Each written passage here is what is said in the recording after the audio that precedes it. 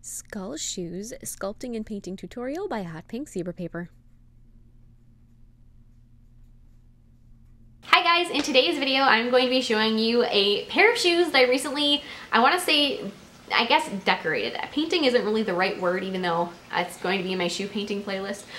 But this one is there's a sculpted skull on the back heel of the shoe. So on the part that's actually like the heel of your foot, there's a sculpted skull, kind of hard to say that.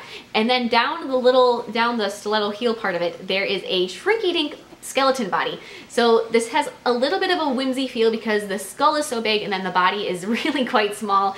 And it's a lot of fun. It's very kind of creepy, Halloween-y, except for, to be perfectly frank, I'm going to wear these year round because that's just the kind of person that I am. And I love Halloween, so I'm not going to just wear them this time of year. It's got to continue.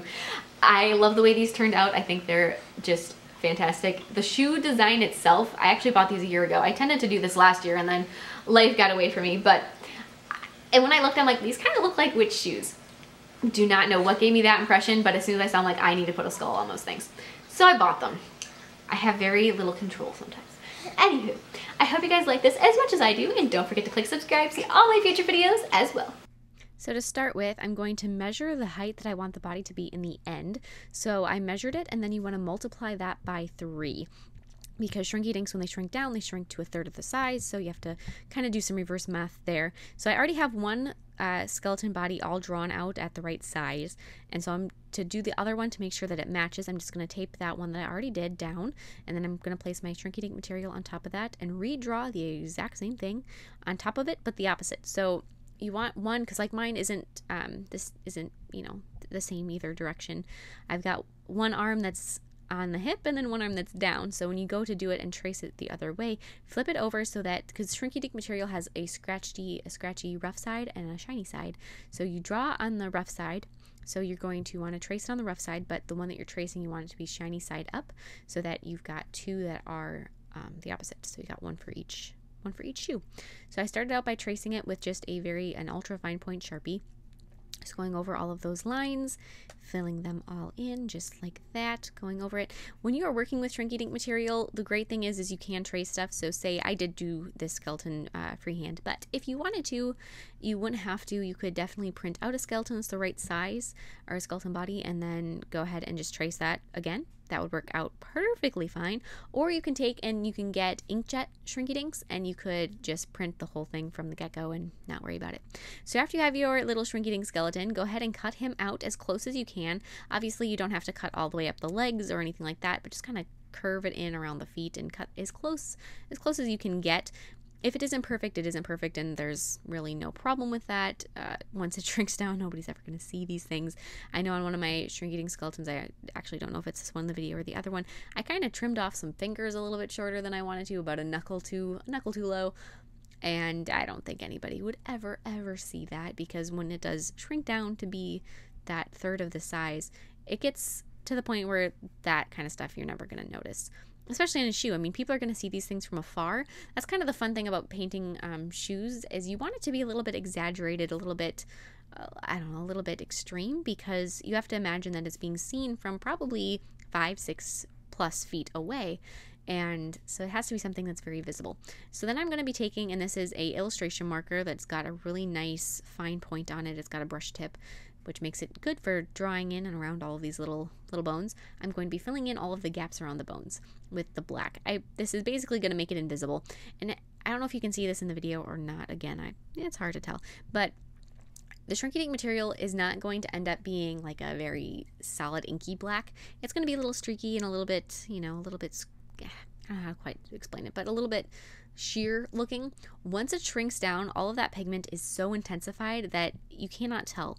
So if your black marker doesn't come out looking perfectly black, don't worry about it. It's perfectly fine. Nobody's ever going to be able to, once it shrinks down, it's solid black, so don't sweat it.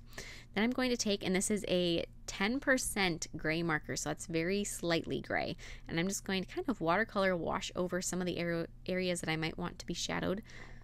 Really, it doesn't show up hardly anything. You can't really tell now, but the reason I'm using 10% is because those colors do intensify, so you don't want it to be too dark. So that, again, it was an illustration marker. And now taking a colored pencil, a white one, I'm going to be filling in all of my bones with that white. That way, if you don't do that, when you shrink your Shrinky Dink, it's going to end up being clear in the bone area.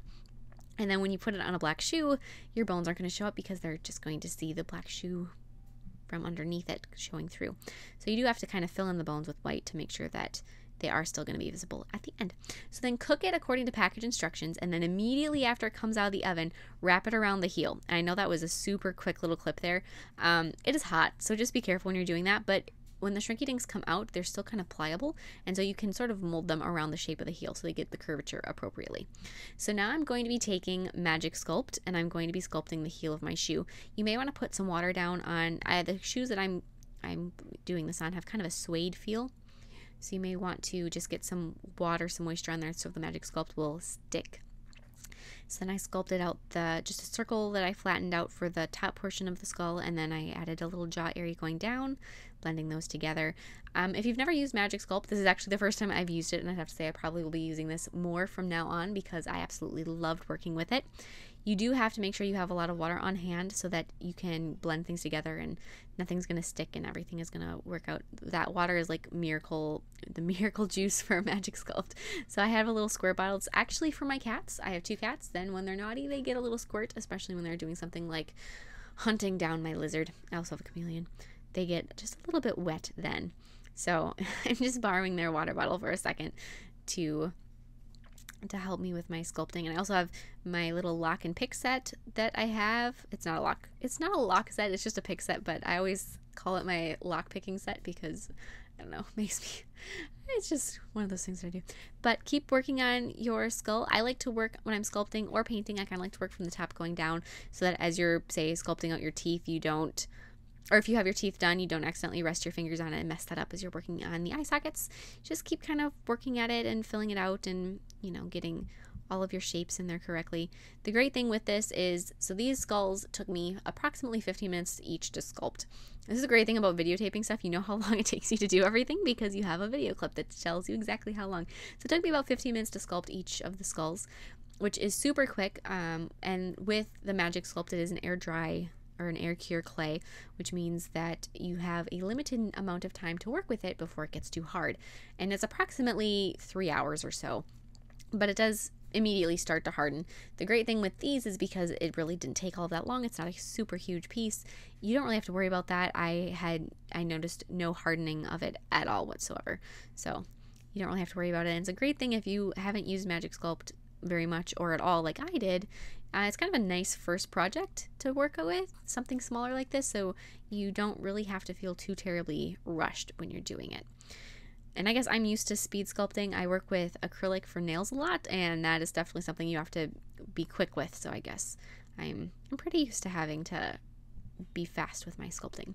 So then I'm going to take some black paint, and I'm going to be painting my skull after it is fully dried. So that was about, I don't know, I think it was about 5-6 hours between when I sculpted it and when I painted it. It could have been a little shorter than that, or I probably could have waited. You could wait as long as you like to. I'm just going to wash over some of the areas with black because I want my skull to be kind of not like a super white, stark white. I want it to look a little bit aged or a little dingy, I suppose. I left the background just the gray that the Magic Sculpt was, and I highlighted it with white and I shadowed it with black. That way I didn't really have to paint over the entire thing, which kind of nice, a little bit of a time saver.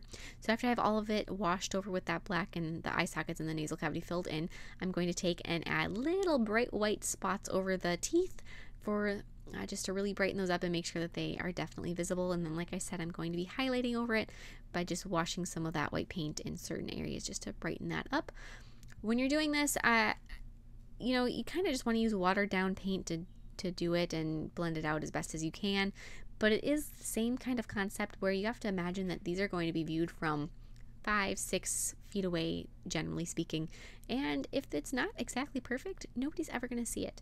And plus, you know, it's handmade, so I don't ever worry about things being perfect because it adds character that way.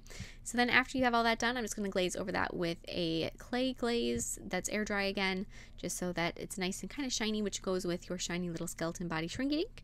And that is it. Like I said before, I love the way these turned out. I will definitely be wearing them year round. I've gotten so many compliments on them when I've worn them out and about. So I hope you guys like them as much as I do, and definitely check out my Facebook and Instagram accounts to see more of my art, and I will see you in my next video. Bye!